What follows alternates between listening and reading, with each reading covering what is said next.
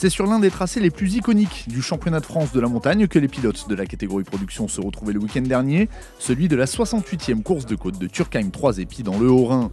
Dans des conditions météorologiques bien plus qu'estivales, les concurrents s'en sont donnés à cœur joie.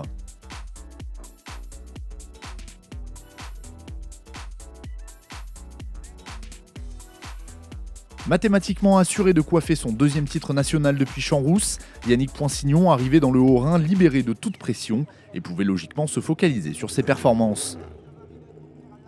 Si la première journée voyait les 3 hommes forts de la catégorie production s'octroyer tour à tour les commandes, le pilote de la BMW M3 E92 prenait l'ascendant face à ses adversaires dès la deuxième montée de course du dimanche matin.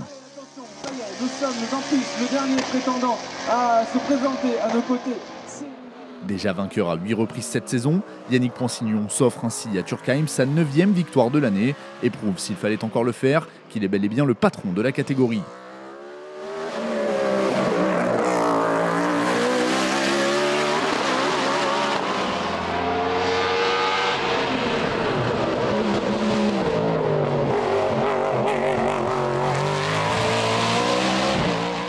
Oui, une victoire, c'est vrai, assez serrée au final. Après, bon, voilà, c'est un week-end un peu mitigé. Certes, on repart avec la victoire, mais on est un petit peu déçu du chrono qu'on a réalisé. On voulait vraiment faire mieux. Après, voilà, on a eu des petits soucis mécaniques et surtout voilà, qui ont fait qu'on n'a pas réussi à performer.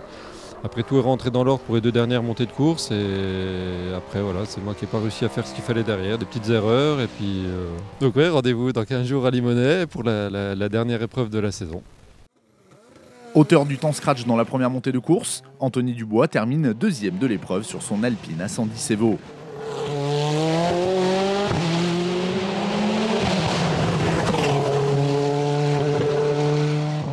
C'est désormais une habitude, Philippe Schmitter complète le podium au volant de sa Renault RS01.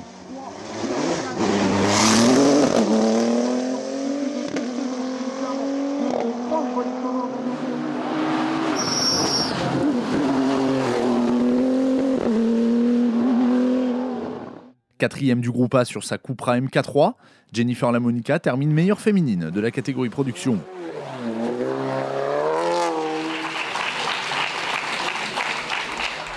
Une fois n'est pas coutume, Alexandre Bechler, 4e du GT Sport sur son Alpine A110 Cup, termine meilleur jeune de la catégorie production à Turckheim.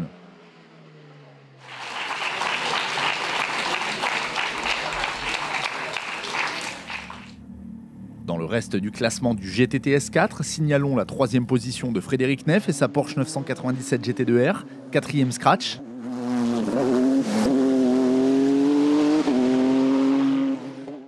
La 4e place de Vincent Lagache sur sa Ferrari 430 GTO, 5e du classement général.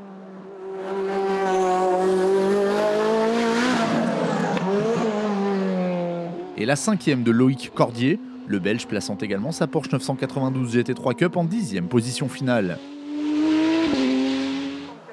Luc Hermann s'impose en GTTS 2 au volant de sa Peugeot RCZ Cup.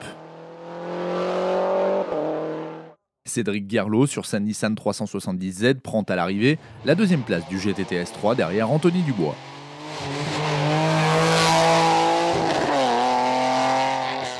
En GTTS 1, la victoire est revenue à Aurore Louison sur sa Midjet, mais cette dernière fait malheureusement partie des pilotes ayant connu des sorties de route. Souhaitons à Aurore ainsi qu'à tous les concurrents concernés un très prompt rétablissement. Sans trembler, Christophe Poinsignon impose son Simca CG Turbo au sommet de la hiérarchie du groupe FC et s'offre également la 6e place finale.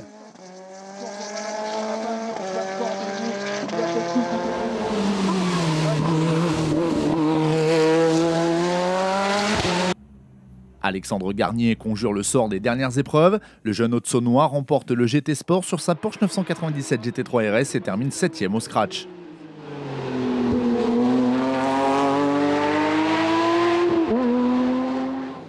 Dans son groupe, il devance l'Alpine A110 Cup de Yann Durieux, 8e du général, et la Porsche 996 de Francis Omaouni, 3e du GT Sport.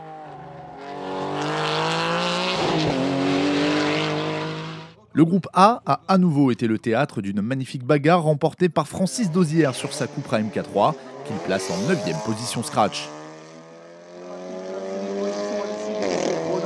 Nous avons le chrono.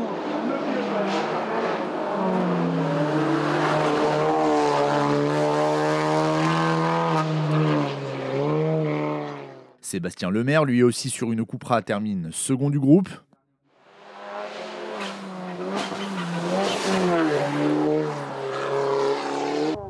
Le podium du groupe A et de la classe A5 est complété par Jean-Pierre Pob sur sa Seat MK3. Dans cette classe justement, Thierry Thiers place sa Cupra à la 5e position, derrière Jennifer Lamonica. Le Lozérien Richard Simon remporte de son côté la classe A4 et domine ainsi la meute des Peugeot 308 Cup.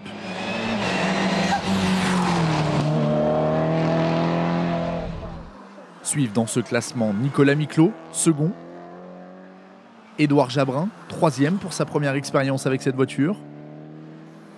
Jacques Paget, quatrième. Ainsi que Joël Juif, cinquième. Sur sa Honda Civic, Thibaut Meyer est venu contester la suprématie des Clio Cup en s'imposant en A3. Romain Billot, auteur d'excellents chronos, termine deuxième sur sa Renault Clio 2 Cup. Le meilleur jeune de la catégorie production 2024, Baptiste Thomasset, prend quant à lui la 3e place sur une monture similaire à celle de Billot. Romain Lanterman fait parler la poudre dans la classe A2 où il impose sa très véloce Citroën Saxo. Bagarre de costaud dans le groupe F2000, remporté par Ferdinand Loton sur sa Honda Civic Type R.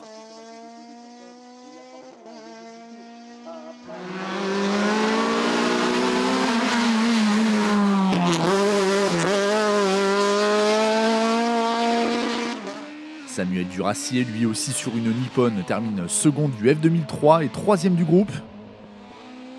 Guillaume Ancel, au volant d'une Renault Clio, prend la 3e position de la classe.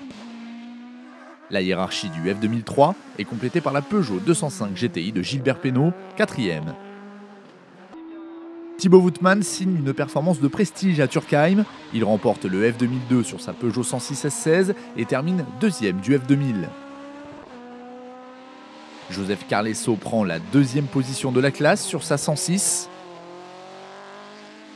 Christophe Gasser, sur une version rallye de la Sochalienne, termine 3e du F2002. En patronne, Moran Katmakoviak remporte le groupe N sur sa BMW M3 E36.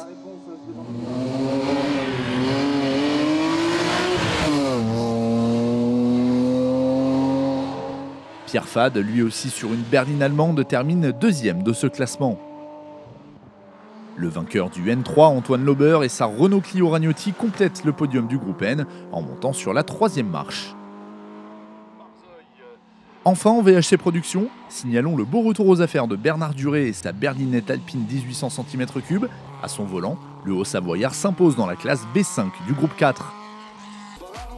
Il ne reste plus qu'une épreuve à disputer pour les pilotes de la catégorie production qui se donneront rendez-vous les 14 et 15 septembre prochains sur les hauteurs de Lyon pour la 98e course de côte de Limonest-Montverdun, dernière étape du championnat 2024.